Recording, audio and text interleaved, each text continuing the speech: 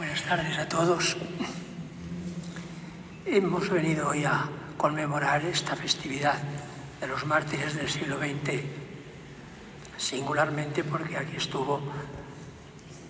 unos años de párroco un tío mío, el primero de 7 hermanos. Los que estamos aquí, una hermana mía y yo, somos hijos del hermano menor, que era maestro en el pueblo donde yo nací, un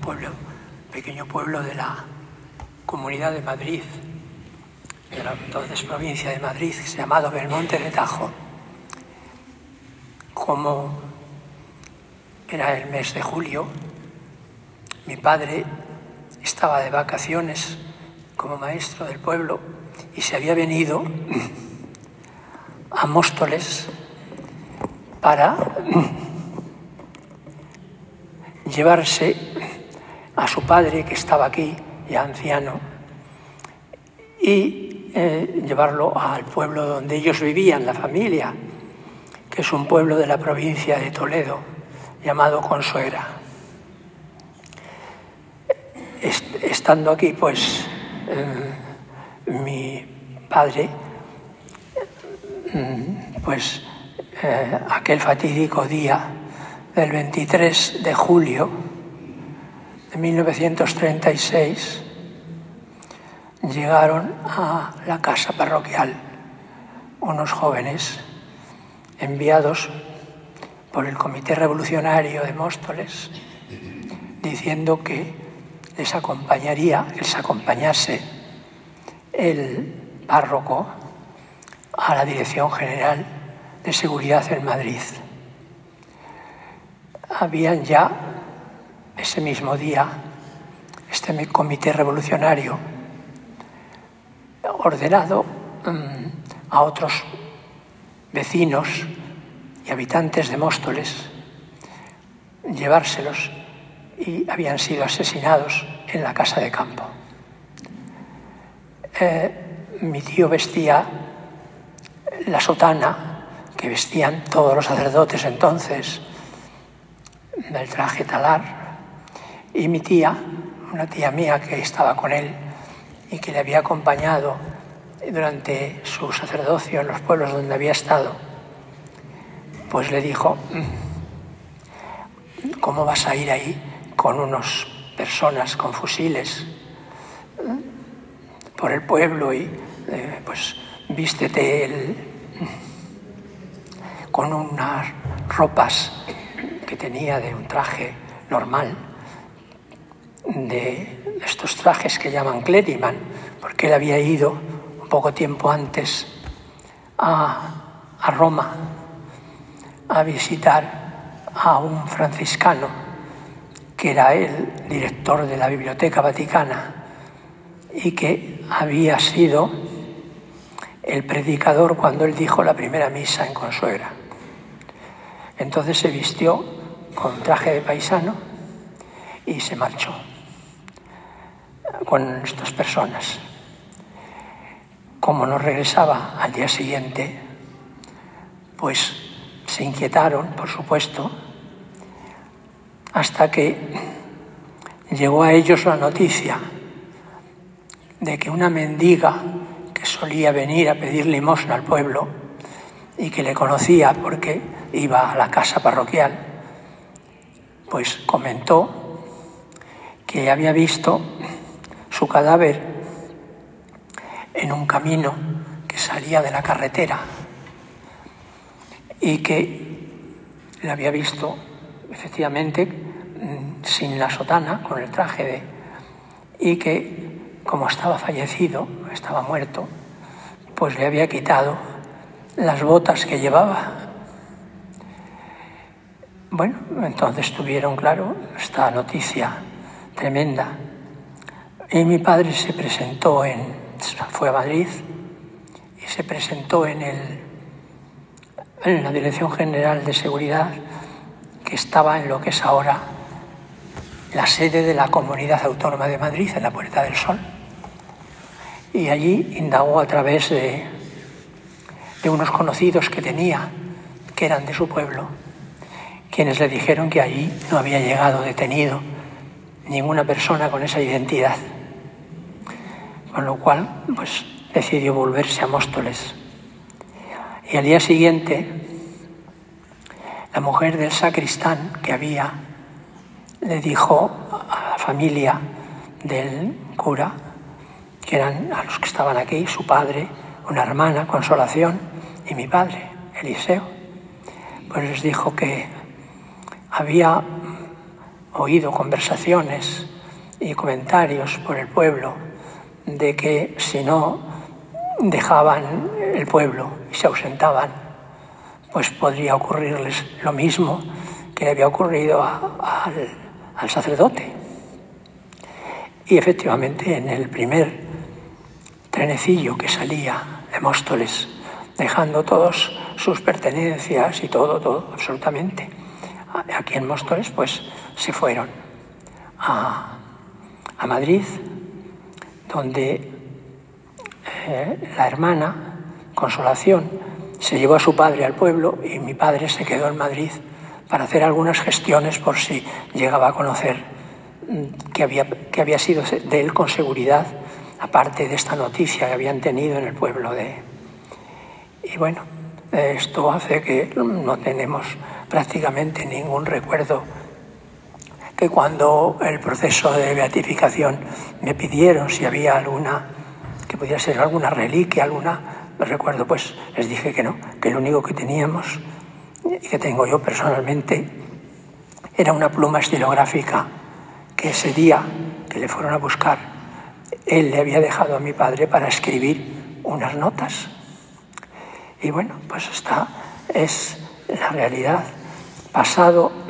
la guerra civil, mi padre y otro hermano, Ismael, hicieron indagaciones para ver qué había sido de su cuerpo. Y fueron al cementerio de Carabanchel Alto, al que pertenecía ese camino, al término municipal que pertenecía a ese camino donde la mendiga había dicho que había visto su cuerpo. Y les dijeron que en esas fechas, en las fechas del 23, primeros días de la guerra civil, que había el ayuntamiento ordenado recoger a una serie de comerciantes que tenían vehículos, furgonetas, recoger bastantes cadáveres que estaban esparcidos por distintos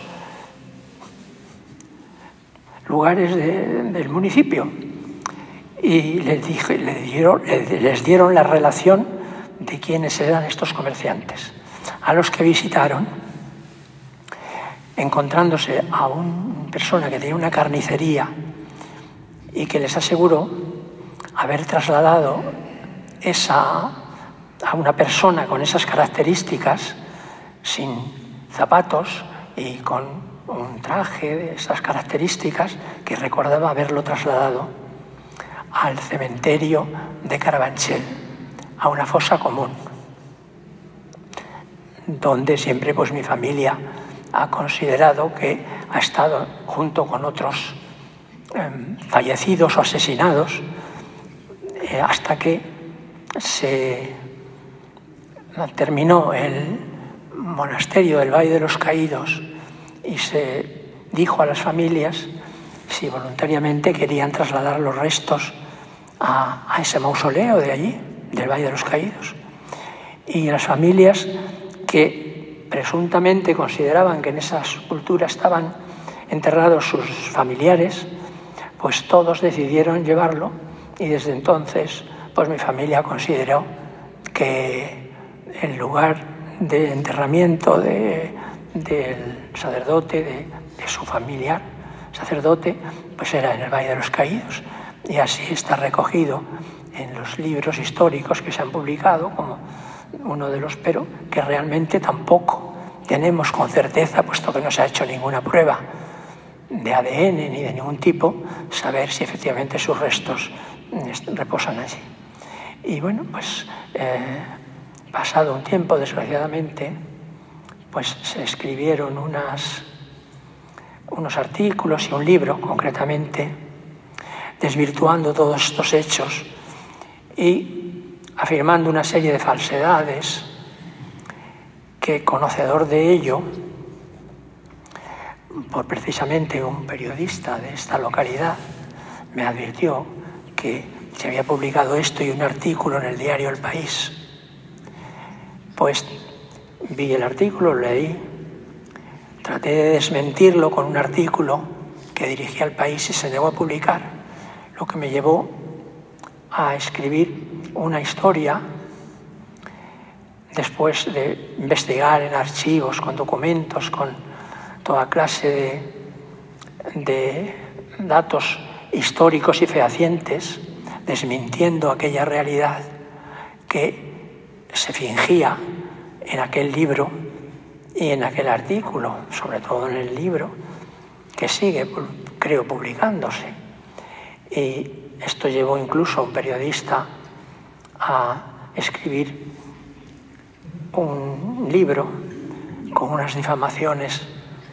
increíbles sobre los hechos totales, tanto del sacerdote,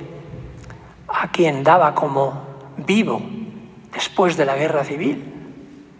y de su hermano maestro, mi padre, y que inicialmente pensé ejercitar una demanda contra el honor de mis parientes, pero algunos amigos me dijeron que quizá no merecía la pena, porque aquello era dar más pábulo al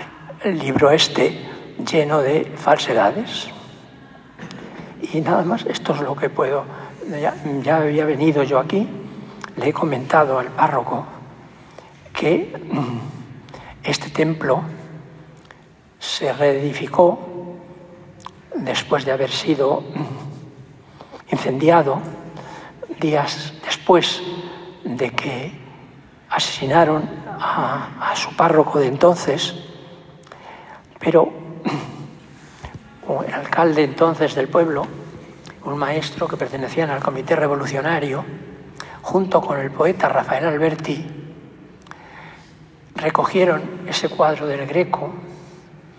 para que no se incendiase, era una obra muy singular, y lo llevaron al Banco de España. Terminada la Guerra Civil, el cuadro se pudo recuperar y como estaba como un cuadro perteneciente a la diócesis de Madrid, el designado párroco, después de los hechos, porque claro, como ustedes saben, las tropas nacionales entraron muy pronto,